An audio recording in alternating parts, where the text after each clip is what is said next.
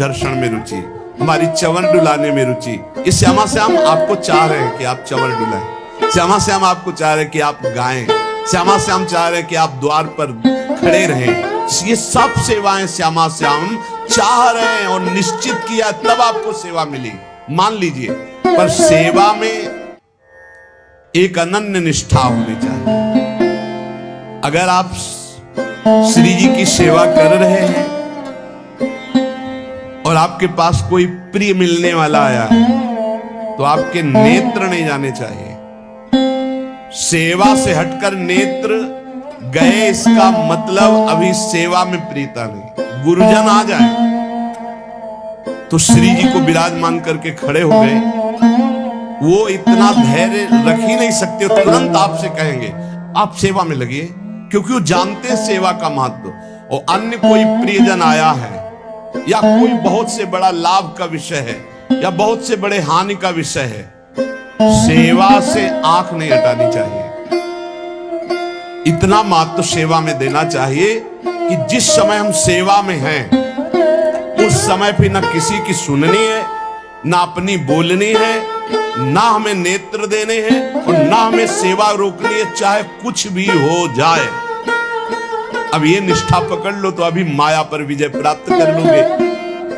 बड़े महापुरुषों ने सेवा सुख के लिए अपने सर्वस्व का समर्पण कर दिया।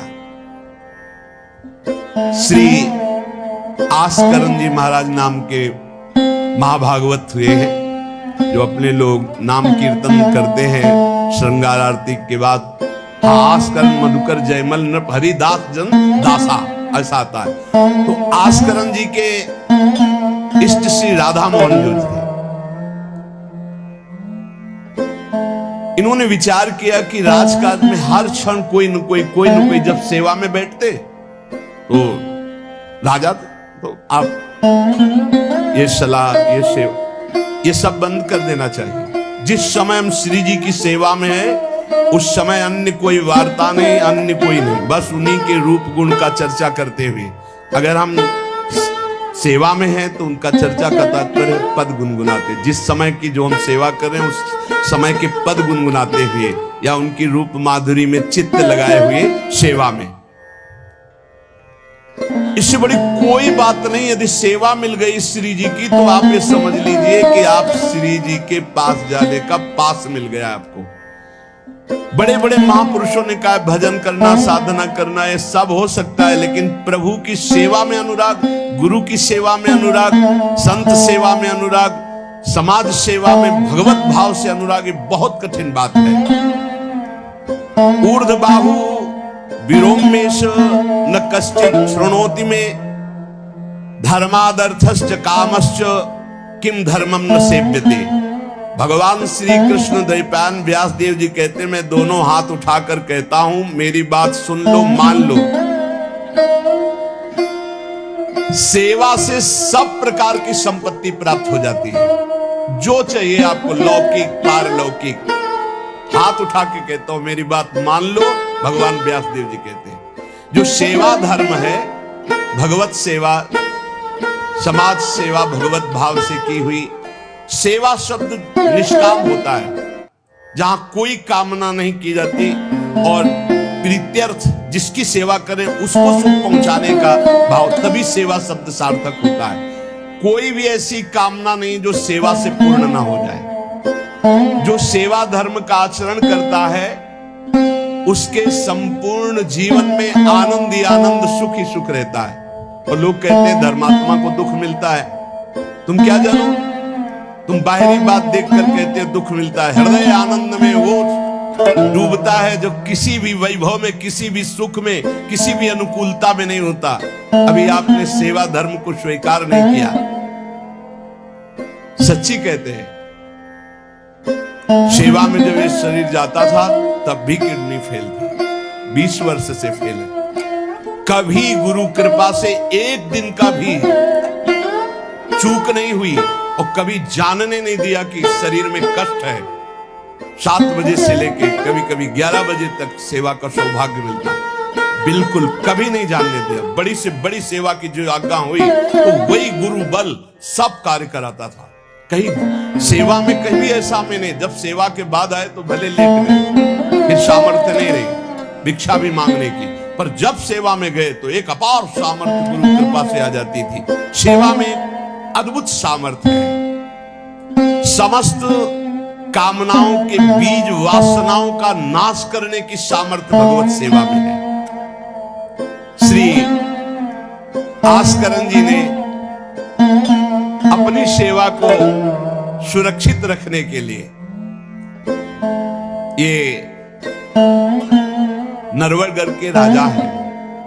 राजा को बहुत से कार्य होते हैं, पता नहीं किस समय कौन सी राजकीय व्यवस्था के लिए आवश्यकता पड़ जाए, तो ठाकुर सेवा में एकाग्रता की बहुत आवश्यकता होती है। पत्रावली तो सिर्फ पत्रावली पे ध्यान है, इधर उधर नहीं तो पत्रावली बिगड़ जाएगी, और पत्रावली मानी नहीं जाएगी आपकी। भोग लगा रहे हैं तो सिर्फ एक एक कवल पे ध्यान है आपका, बैठे हैं प्यारे जू कैसे पा रहे हैं, हित सजनी जू कैसे पवा रहे हैं, प्यारे जू कौन सी पदार्थ की तरफ देख रहे हैं, लाडली जू कौन से पदार्थ की तरफ देख, पूरी भावना में उसे डूब। श्रृंगार तो श्रृंगार कर रहे हैं, स्नान तो स्नान, मतलब सेवा में पूरी तन्मयता आवश्यकता है। अगर तन्मयता नहीं तो फिर बिगड़ जाएगा। तो नरवरपुर ताको राजा नरवर जानो, मोहन जू धरिए सेवा नीके करी है। घरी 10 मंदिर में रहे चौकी द्वार, पावत न जान को ऐसी मति हरी है। पर्यो को काम आए अब ही लिवाए ल्याओ, कहे पृथ्वीपति लोग कान में न धरी है। आई फौज भारी सुध दीजिए हमारी, सुनी बहु बात टारी परी बात कर भरी है। मनुष्यों में श्रेष्ठ आस्करण जी ये नरवरगढ़ के राजा थे। इनके ठाकुर का नाम राधा मोहन जी था। ये प्रेम पूर्वक उनकी सेवा में कोई विघ्न न हो, इसलिए 10 घड़ी तक का कठोर आदेश दे दिया था। 24 मिनट की एक घड़ी होती, तो 10 घड़ी कितने हुए? 4 घंटे। 4 घंटे तक कोई भी अगर सूचना देने आया तो दंड प्राप्त करेगा, वो दंड उसको मिलेगा। 4 घंटे तक सूचना भी नहीं देनी है। जिस समय वो राधा मोहन जी की सेवा में गए तो द्वारपाल खड़े हो जाते थे, कोई भी अंदर प्रवेश नहीं करेगा। किसी भी तरह की कोई विपत्ति आ जाए, आग लग जाए, फिर भी सूचना नहीं देनी है। 4 घंटे सेवा में ये शिक्षा लेनी चाहिए। अपनी जब ठाकुर सेवा करें, हम कहते तभी करो, सब निपटा लो पहले फिर ठाकुर सेवा करो। ऐसा नहीं है कि जल्दी जल्दी तुम्हारा चित्त कहीं लगा हुआ है। अगर घर गृहस्थी में हो तो हम कई बार एकांतिक में बोल चुके हैं, पहले अपने पति पुत्र की तैयारी कर दो, उनको ऑफिस जाना है, उनको विद्यालय जाना है, सबकी तैयारी कर दो, जय जयकार करके उनको पवाओ, फिर इसके बाद अपने ठाकुर को स्नान कराओ, ठाकुर को भोग लगाओ, निश्चिंत हो करके। चित्त वृत्ति बार बार दौड़ रही है, ठीक बात नहीं। अगर हमें कभी कोई और कार्य हुआ तो हम पहले वो कार्य करते थे, फिर राधा वल्लभ जी के दर्शन जाते थे, क्योंकि हम राधा वल्लभ जी के दर्शन में खड़े वही चिंतन करेंगे, वो उनके पास जाना है, तो पहले उनके पास हुआ है, फिर अगर कोई कार्य है तो हम वो निपटा के तब जाएंगे। ऐसी सेवा में अन्य कोई वार्ता नहीं, अन्य कोई चिंतन नहीं, अन्य कोई हमारी क्रिया नहीं, केवल सेवा में तत्पर। इसलिए उन्होंने कठोर नियम लगा रखा था, 4 घंटे तक कोई सूचना भी नहीं देगा। और आप मंदिर में राधा मोहन जी को 4 घंटे स्नान कराना, श्रृंगार कराना, आरती करना, फिर आरती करके भोग आदि सब करके फिर दंडवत करना। दंडवत के बाद जब प्रसाद चरणामृत लेकर उठते तब कोई बात हो तो बता सकते हैं। वो भी बात जब श्री जी की चिक डालकर बाहर निकले, उस समय द्वार पर चौकीदार बहुत सावधानी से कोई भीतर न जाने पावे। देखो महापुरुषों से हमको शिक्षा मिलती कि हम कैसे ठाकुर सेवा करें। ठाकुर जुगल किशोर हमारे, इनकी सेवा हम कैसे करते हैं। आप 4 घंटे एकाग्रचित होकर केवल सेवा में ही डूबे, बड़ा सुख मिलता है। जब अपने श्री जी सौभाग्य दिए थे सेवा करने का, जैसा श्रृंगार करने के बाद जब दर्पण दिखाते थे तो रोना आता था।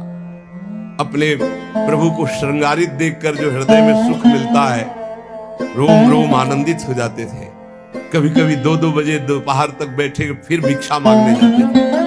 श्रृंगार करने के बाद पद सुनाओ उनको, फिर उनकी रूप माधुरी देखो। भक्तों के नेत्र अलग होते हैं तो प्रभु उनका रसास्वादन भी अलग ही करवाते हैं। एक बार क्या हुआ, आवश्यक कार्य से नरवरगढ़ में दिल्ली के बादशाह का आगमन हो गया। बादशाह जो सैकड़ों राजाओं के ऊपर होता था, और ये नरवरगढ़ के राजा थे। उसने आज्ञा करी, जाओ आस्करन जी को हमारे सामने जल्दी लिवा करके लाओ। और आस्करन जी का नियम था, राधा मोहन जी के मंदिर में गए तो सख्त आदेश, कोई सूचना नहीं पहुंचाएगा। सब आस्करन जी के जो रक्षक थे उन्होंने मना कर दिया, नहीं महाराज, ये आपकी सूचना भी नहीं पहुंच सकती, 4 घंटे आ ही नहीं सकते आस्करन जी। उसको बहुत क्रोध आया, बादशाह हो, मैं आदेश कर रहा हूं, एक छोटे राजा के सेवक हमें जवाब दे रहे। बादशाह ने आज्ञा का उल्लंघन, इससे बड़ा क्रोध हुआ और उसने बड़ी सेना बुलवा ली और सेनापति को आदेश किया कि जाओ बोल दो, नगर का नाश करवाना चाहते हो या हमारी आज्ञा का पालन करना चाहते हो। तुरंत आस्करन को भेजो, अन्यथा पूरी सेना बलात् नगर को नष्ट कर देगी और जबरदस्ती आस्करन को बंदी बना लिया जाएगा। बादशाह का आदेश, देखो परीक्षा होती। जब ये आदेश हुआ, सेनापति आया, निज दूतों से जो अंगरक्षक द्वारपाल, उनसे कहा, सबने कोई उत्तर नहीं दिया। 4 घंटे तक हम अपने राजा को सूचना भी नहीं दे सकते, जो तुम्हें करना हो करो। ये बड़ी बात है, बादशाह का हुक्म, बादशाह के सेनापति का हुक्म, सेवा में विघ्न ना पड़ जाए इसलिए कठोर नियम लिया था। पर सबके हृदय में घबराहट थी कि अब क्या होगा जब बादशाह नाराज हो गया, सेना आ गई, सेनापति आ गए, अब क्या होगा। सेनापति ने बादशाह से कहा कि अब क्या हुक्म है, वहां से मना हो गया है, आपकी आज्ञा का उल्लंघन, हमारी आज्ञा का उल्लंघन, हमारा भय दिखाना सब व्यर्थ चला गया। कही कह पठाई, कहो कीजिए लड़ाई, सुनी रुचि उपजाई, चली पृथ्वी पति आयो है। पर्यो सोच भारी, तब बातों विचारी कही, आप एक जाओ गयो अचरज पायो है। सेवा करी सिद्धि साष्टांग होई के भूमि परे, देखी बड़ी बेर पाओ खड्ग लगायो है। कटी गई एड़ी पे टेढ़ी हो न भौ करी, करी नित नेम रीति धीरज दिखायो है। बादशाह ये बड़ा आश्चर्य हुआ कि ये आस्करन जी के पास सूचना ही नहीं पहुंचाई जा रही और हमारे भय का इसके ऊपर कोई असर नहीं। पर आस्करन जी बहुत साधु प्रकृति के हैं, बड़े प्रियजन हैं, आक्रमण करना तो उचित नहीं, मैं स्वयं जाकर के देखूं क्या बात है। राजा थोड़ा भाव से युक्त हो, नहीं तो रजोगुण में फिर ऐसा भाव कहां होता है। पर आस्करन जी की भक्ति का प्रभाव कि उसके देखो चल के आखिरकार है क्या। बादशाह स्वयं आया, राज कर्मचारी अब विचार में पड़ गए कि बादशाह को कैसे रोका जा सकता है। सब जितने उनके अंगरक्षक सबको रोक दिया। ये बड़ी बात है, यह है भगवान की आराधना का बल। नहीं, बादशाह को कौन रोक सकता है? एक छोटे राजा ये है, उनके सैनिकों ने, द्वारपालों ने रोक दिया और बादशाह से कहा राज आज्ञा का उल्लंघन हम नहीं कर सकते, ना हम सूचना दे सकते हैं और ना किसी और को अंदर जाने दे सकते हैं, किसी और को अंदर नहीं जाने दे, तो हम जा सकते हैं? बोले हाँ, आप बादशाह हैं, आप जा सकते हैं, लेकिन आपके साथ कोई नहीं। बादशाह राजी हो गया। देखे आखिरकार अंदर क्या है। वहां जाके देखा तो आस्करन जी की सेवा हो चुकी थी संपूर्ण। अब वो दंडवत कर रहे थे। कई बार हमने प्रार्थना की है उपासकों से कि 11 दंडवत, 21 दंडवत, 51 दंडवत, 108 दंडवत, जितनी सामर्थ्य हो नियम ले लो, रोज करो। 4 परिक्रमा करो श्री जी की और 11, 21, 51, 108 दंडवत करो। जो स्त्री शरीर के साधक हैं वो पंचांग दंडवत करें। पंचांग किया, खड़े हो गए, हाथ जोड़ा, मंत्र जपा, फिर पंचांग किया, फिर खड़े हो गए। ऐसे ही जो पुरुष शरीर साधक है वो साष्टांग करें। साष्टांग किया, मंत्र जपते हुए, फिर खड़े हो गए, हाथ जोड़ा, फिर मंत्र जप कर प्रणाम किया, फिर साष्टांग, फिर ऐसे। हमें लगता है होती होगी दंडवत, करते होंगे, क्योंकि ये नियम तो बहुत पहले से दिया और ये करना ही चाहिए। सच्ची कहते हैं, बड़ा सुख मिलता है जब अपने इष्ट के चरणों में साष्टांग लौट कर और उनकी तरफ देखते हुए। बहुत कृपा होती, बहुत कृपा होती। यावत स्वस्थमिदम कलेवरम यावत च दूरे जरा, जब तक ये शरीर स्वस्थ है बुढ़ापा दूर है। आनंद लूट लो भाई, ये कमाने का समय गंवाने का नहीं है। आस्करन जी अपने ठाकुर की संपूर्ण सेवा करके दंडवत अपनी पूरी कर रहे थे। अब जैसे 108 दंडवत तो समय लगेगा। हमने देखा है पूज्य सदगुरुदेव भगवान को अस्वस्थ शरीर में, अस्वस्थ अवस्था होने पर भी, बुखार है पर दंडवती अपनी पूरी करते हुए, नियमावली पूरी करते हुए देखा। क्योंकि जैसे ब्रज की 84 कोस की परिक्रमा में तो श्री जी साथ थी, बहुत थकान, बहुत शरीर कष्ट में, पर आप अपनी दंडवती जरूर पूरी करते हैं। गुरुदेव भगवान को देखा। महापुरुष नियमनिष्ठ होते हैं, जो नियम ले लिया उसे तोड़ते नहीं। जय बजे आरती होती है, आप देख लो, 5 मिनट के अंतर की बात नहीं कह सकते, नहीं आपको ठीक समय से आरती मिलेगी। जय बजे वो टहलने के लिए वही उनका समय होगा। महापुरुषों की पहचान होती है, उनकी एक रस दिनचर्या चलती, उनकी दिनचर्या में फर्क नहीं पड़ेगा, शरीर में भले फर्क पड़ा हो, चाहे बुखार हो, चाहे जुकाम हो, चाहे जो भी पीड़ा हो, दिनचर्या में फर्क नहीं पड़ सकता। ये महापुरुषों की पहचान होती है। आस्करन जी साष्टांग लेट करके दंडवत कर रहे थे। अब को बादशाह जाएगा तो बादशाह कोई साधारण तो है नहीं, उसकी बाजू बंद, उसके सब झनन भनन आवाज तो होती है, पता भी चलता है कि कोई आ गया। मुड़ करके भी नहीं देखा बादशाह की तरफ, बस बार बार साष्टांग दंडवत, खड़ा खड़ा देखता रहा। 108 दंडवत 2-4 हो तो बड़ी देर हो गई, ना बादशाह से बात, न सलाम, न कोई, बस वो अपनी साष्टांग दंड। ये होना चाहिए। आप श्रृंगार कर रहे हैं तो श्रृंगार में ही दृष्टि होनी चाहिए। दंडवत कर रहे हैं तो किसी की तरफ नहीं, सिर्फ दंडवत के सामने। प्रिया प्रीतम है, हम बार बार दंडवत कर रहे हैं। ये उपासकों की एक एकाग्रता होती है। भला सोचो, बादशाह पास खड़ा है तो ऐसे लेटे लेटे भी तो देख सकते थे, बिल्कुल नहीं देखा। राजा को, बादशाह को बड़ा आवेश आया कि इतनी देर से मैं खड़ा हूं, पहले तो वहीं सब नाना करते रहे, इतनी देर से खड़ा हूं, ना कोई प्रणाम, ना नमस्कार, ना हमारी तरफ देख रहा है, क्या है। तलवार निकाली और साष्टांग दंडवत करे तो मारा, एक पैर की एड़ी कट गई, एड़ी कट गई, खून बह रहा है।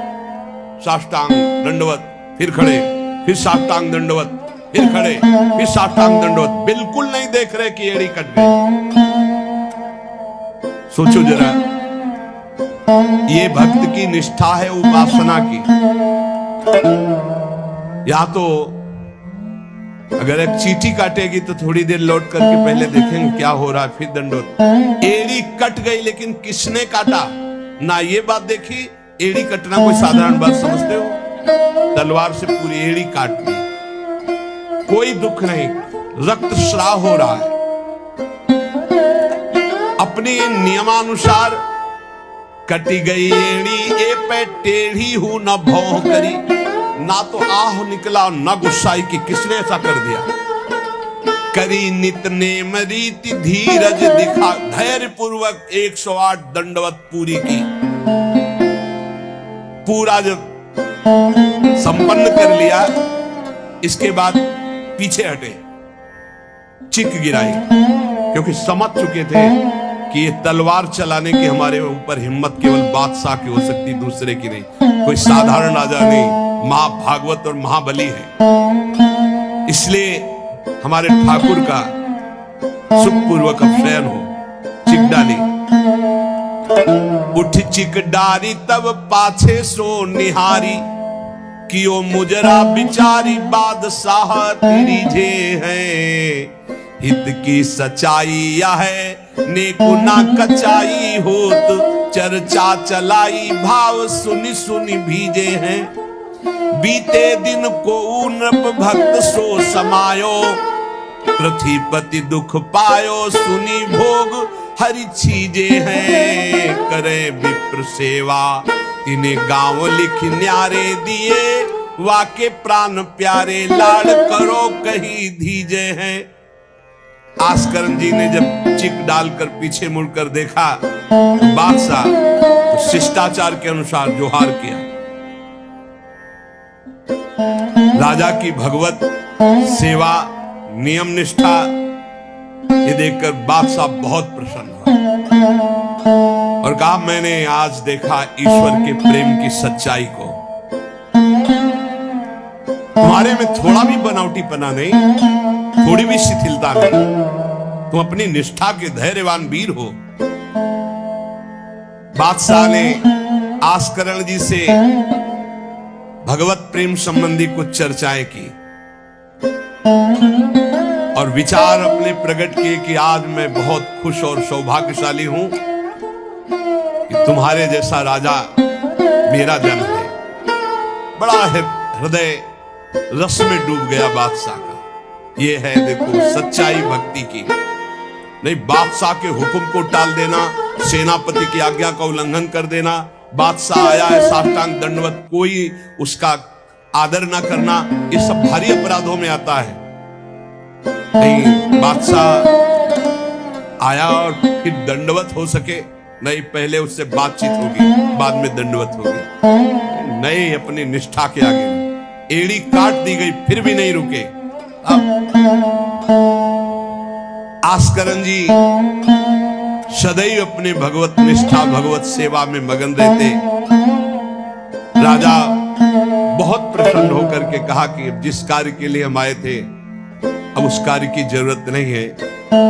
और अपनी जेब से अपनी रुमाल निकाल कर अपने हाथों से उनके चरणों की एड़ी में बांधा और कहा, तुरंत चलिए राजवैद्य के द्वारा इसे, और आज से हमारी तरफ से आपके ठाकुर की सेवा सुख संविधान चलेंगे। हम विशेष विशेष प्रकार की आपकी ठाकुर सेवा में सहयोग करें। आस्करन जी का भगवत कृपा है, सब भगवत कृपा है, सेवा यथार्थ रूप से चल रही है। नियम की सच्चाई और हृदय में कोई छल कपट नहीं, रोष नहीं, ये भगवान के भक्त में विशेष लक्षण होते हैं। भगवान के भक्त में छल कपट नहीं और अपराध करने वाले पर भी रोष नहीं। उमा संत कही यही बड़ाई, मंद करत जो करे भलाई। अगर सच्ची आराधना सच्चा प्रेम तो सबको बदलना पड़ेगा। बादशाह का भाव बदल गया, जो आवेश में था क्रोध में था। सच्चाई से अगर थोड़ी भी ठाकुर सेवा की जाए तो माया पर विजय प्राप्त की जा सकती है। साधो भाई भजन किया सुई जीता, जो सच्चाई से भजन किया, सच्चाई से सेवा की, वही इस माया पर विजय प्राप्त किया। एक बार राजा आस्करन जी के शरीर में बहुत जोर का बुखार आ गया। ऐसा बुखार कि न उठने की हिम्मत न शरीर की शुद्धि। और नियम की निष्ठा थी। अब भारी कष्ट, एक तो शरीर उठने लायक नहीं, भारी बुखार, और दूसरा सेवा। अब वो इस बात के चिंतित थे कि सेवा कैसे होगी। तो ठाकुर जी ने स्वप्न में अपने किसी निजजन पंडा से कहा, इनको किसी औषधि की जरूरत नहीं, मेरा चरणामृत पिला दो, स्वस्थ हो जाएंगे, सेवा में आ जाएंगे।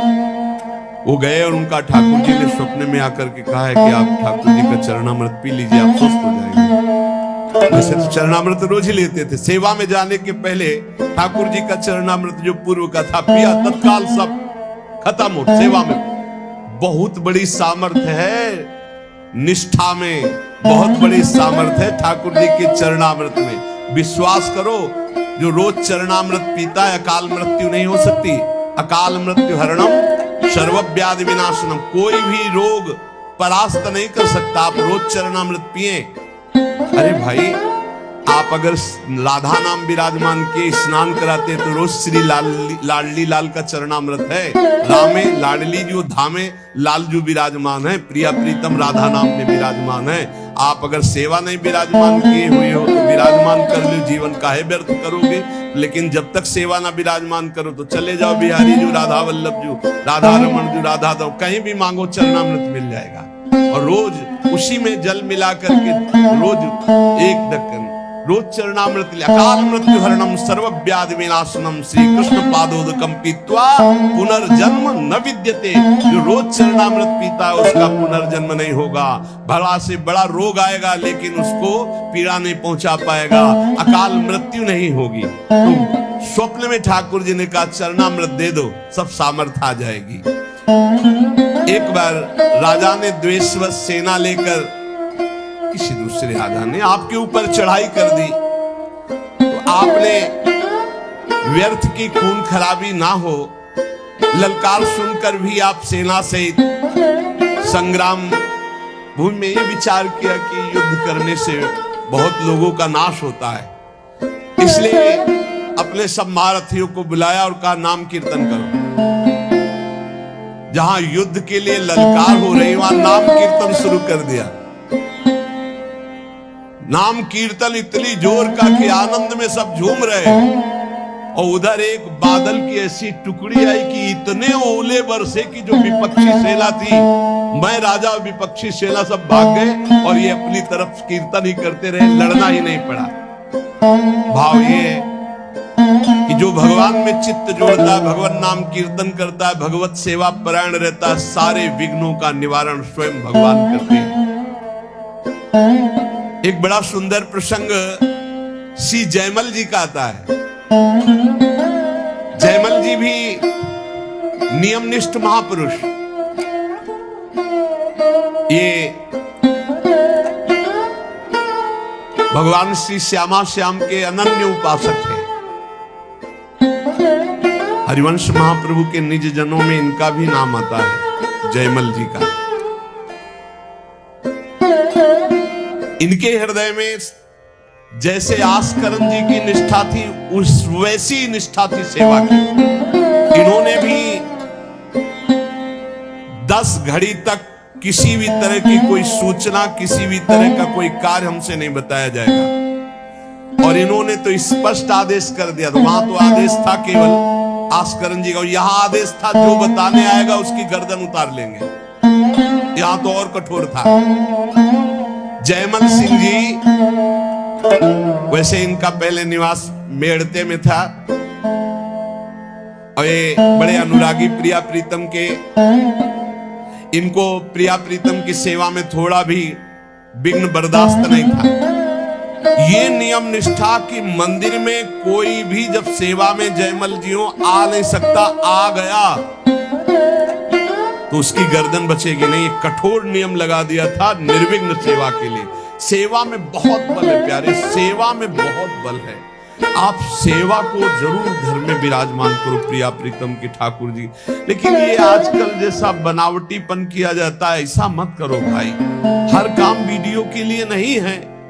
छोटी छोटी बातें, आप अपने ठाकुर जी का भोग, ठाकुर जी का स्नान, ये वीडियो के लिए है, ये पैसे के लिए है। अरे कुछ तो ठाकुर जी के लिए और अपने बीच में एकांत रखो। चलो गान बजान है, ठाकुर जी की ऐसी बातें हैं जो आनंद ले, सब वो बात तो ठीक है, लेकिन आप स्नान करा रहे हो, आप ठाकुर जी को भोग लगा रहे हो, आप ठाकुर जी की ये बातें तो गुप्त रखो। ये अपने और ठाकुर के प्यार के विषय की बातें तो गुप्त रखो। ये सब वीडियो के लिए नहीं होता है।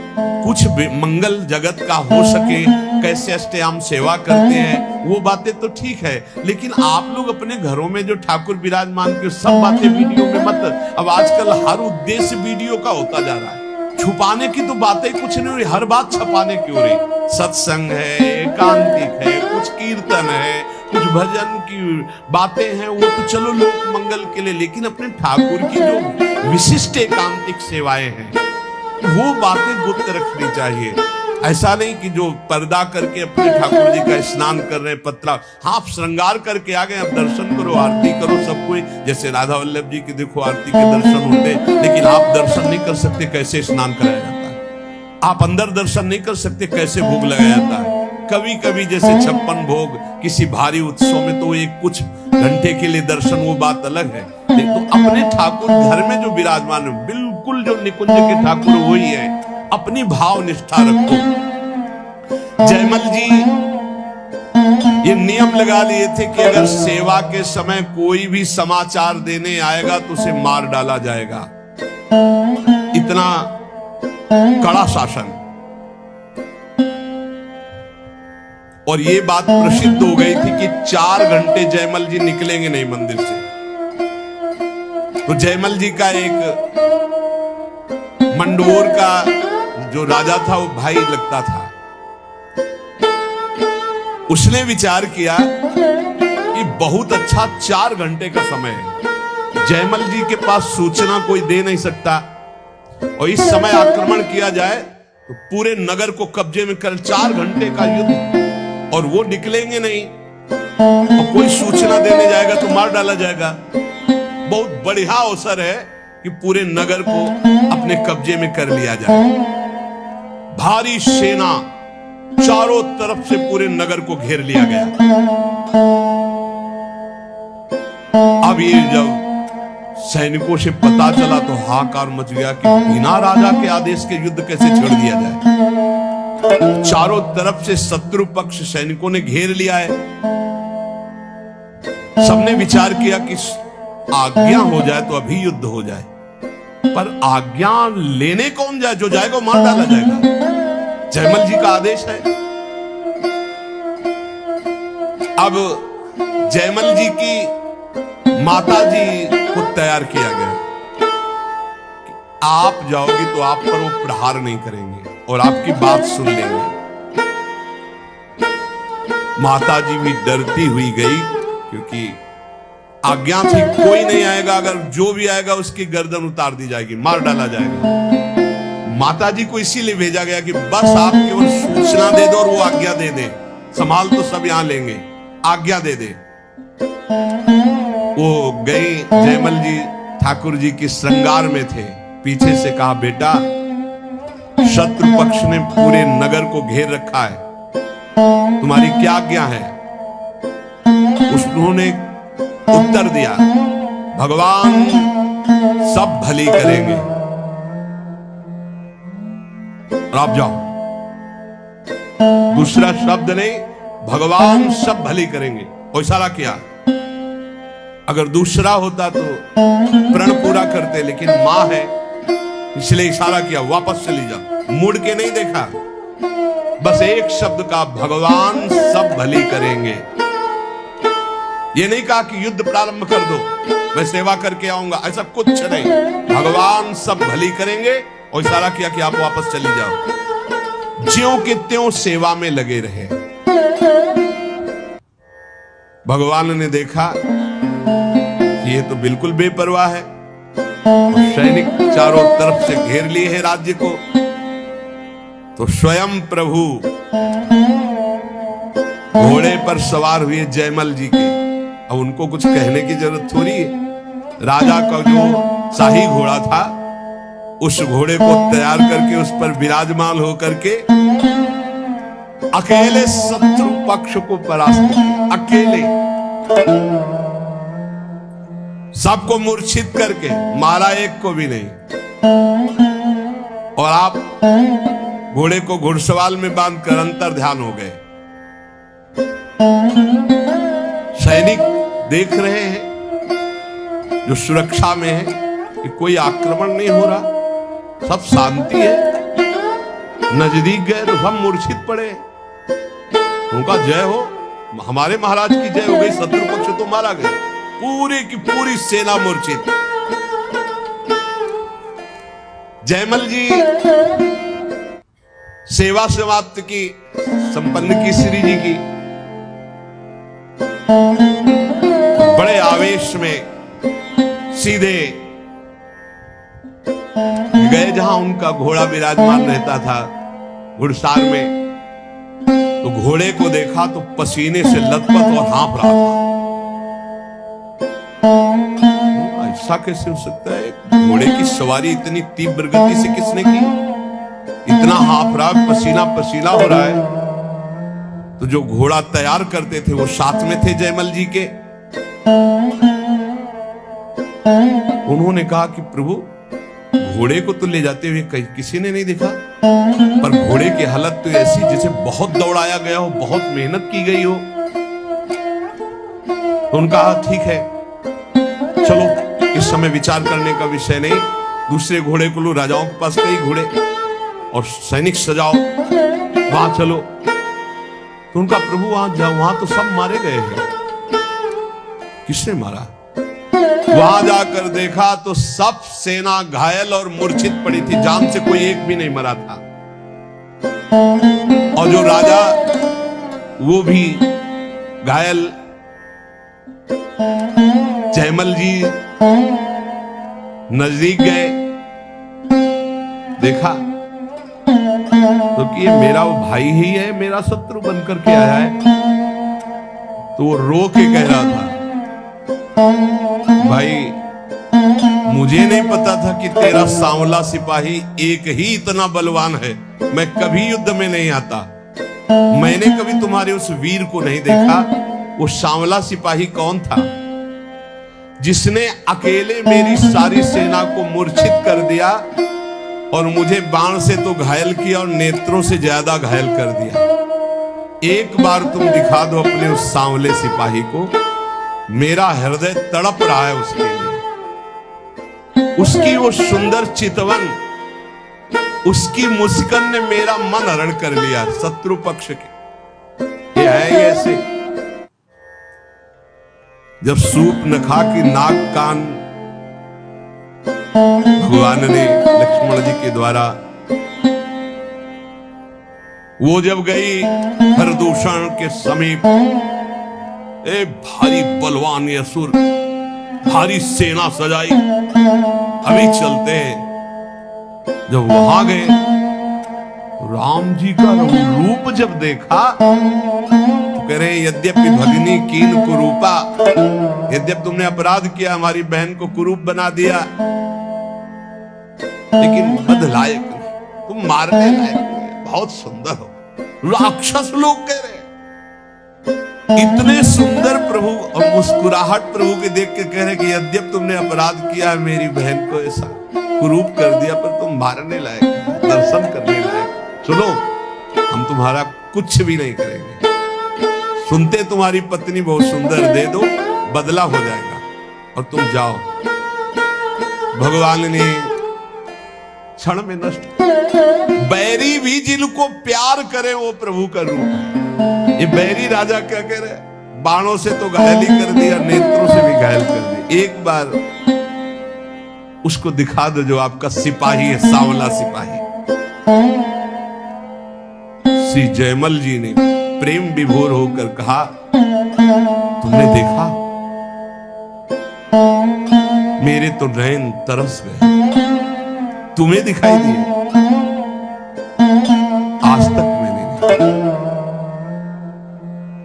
और जयमल जी के अश्रु चलने लगे। वो समझ गया कि ये सिपाही कोई और नहीं, जयमल जी जिनकी आराधना करते हुए भगवान श्याम सुंदर है। वो अपने भक्त की रक्षा करने के लिए आए। अहो भाग्य, दुश्मनी का भाव ही सही पर मेरा भाई तो है ना, इस कारण भगवान ने मुझ पर कृपा की कि मुझे दर्शन का सौभाग्य मिला। और जयमल जी के चरणों में प्रणाम किया और कहा आज के बाद कभी जिंदगी में आपसे वैर का भाव नहीं रखेंगे और आपके उसी सावल सिपाही के ध्यान में निरंतर हम मगन रहेंगे। नित्य भगवान की सेवा करने की प्रतिज्ञा जयमल जी के शत्रु के मन में भी भक्ति प्रकाशित कर दी। ये है प्रचार। जब अंदर होता है प्रसार तो सबके हृदय में होता है प्रचार, और जब अंदर प्रसार नहीं तो बाहर प्रचार लाख करते रहो, कुछ नहीं होता। बुरा करने भक्त का आए थे तो भगवान ने उनका मंगल कर दिया। क्यों कर दिया? किसी भी तरह से भक्त का संबंध तो है, भक्त का भाई तो है ना, मंगल हो जाता है। किसी इसीलिए कहा जाता है वो कुल वो परिवार धन्य है, भले ही किसी भाव से सही, भगवान से जुड़े हुए भक्त के संबंध में यदि आता है उसका परम मंगल हो जाता है। जयमल जी ने लौट करके गए और अपने घोड़े को दंडवत किया। ये भाई ठाकुर जी की सेवा तो हम प्रगट में करते ही हैं, लेकिन तेरे सौभाग्य का वर्णन क्या करें। मेरे ठाकुर जी तेरे पर सवार हुए, घोड़े की 4 परिक्रमा की, आरती उतारी, दंडवत की और बार बार हाथ से स्पर्श करके पुलकित हो रहे हैं। ऐसे ही हैं हमारे ठाकुर जी। इसीलिए दास दासोहम में बड़ी सामर्थ्य मानी गई है। सबसे ज्यादा कृपा किस पर होती है? जो भगवान के दासों का दास होता है। घोड़े को साक्षात्कार हो गया भगवान का, बैरी भाई को साक्षात्कार हो गया। जयमल जी कह रहे हैं कि मेरे नयन तरस रहे हैं। तो क्या वास्तविक जयमल जी के नेत्र तरस रहे हैं? नहीं, जिनके संबंध से बरस रहे उनके नेत्र कैसे तरस सकते हैं? पर ये हैं ही इतने प्यारे कि तन मन के बिछुरे नहीं, पर चाह बढ़े दिन रैन, कबो संजोग न मानहि देखे भरी भरी नैन। तो हम श्री श्यामा श्याम के दास हैं। श्यामा श्याम ही हमारी साधना है, श्यामा श्याम ही हमारे साध्य है। 8 पहर हम नाम जप करें, श्री जी की सेवा पर बहुत ध्यान दें। जिसको जो सेवा मिली वो बड़ी महान सेवा है। कभी ऐसा ना समझे कि किसी की द्वार पे या कहीं बहुत दूर सेवा लगी है तो सोचे कि नजदीक सेवा वालों का तो बड़ा सौभाग्य। नहीं, आप देख लीजिए सनक सनंदन सनातन सनत कुमार जी ने जब जय विजय को शाप दिया तो अंदर प्रवेश होने का अधिकार खो दिया। भगवान स्वयं चल के आए लेकिन अंदर नहीं जाए। और भगवान ने जय विजय जी को कहा कि सेवक के द्वारा किया हुआ अपराध स्वामी का ही अपराध माना जाता है। सनकादि को संत पदवी भले दी, लेकिन अपनापन जय विजय को दिया। सेवा में बहुत बड़ी सामर्थ्य है। कोई भी सेवा, कहीं की भी सेवा मिली वो श्री जी की सेवा है। वृंदावन धाम है, महारानी जी की सेवा में आप हैं। महारानी जी के सेवक को निश्चित वो सुख प्राप्त होता है जो किसी और पद से नहीं होता। बस सेवक शरण सदा रहे, अनंत नहीं विश्राम। कै वाणी हरिवंश की, कै हरिवंश नाम। या तो वाणी जी और या नाम जी, ये हमारे जीवन है, यही हमारा सर्वस्व है। हर समय नाम वाणी में रहो और सेवा में तन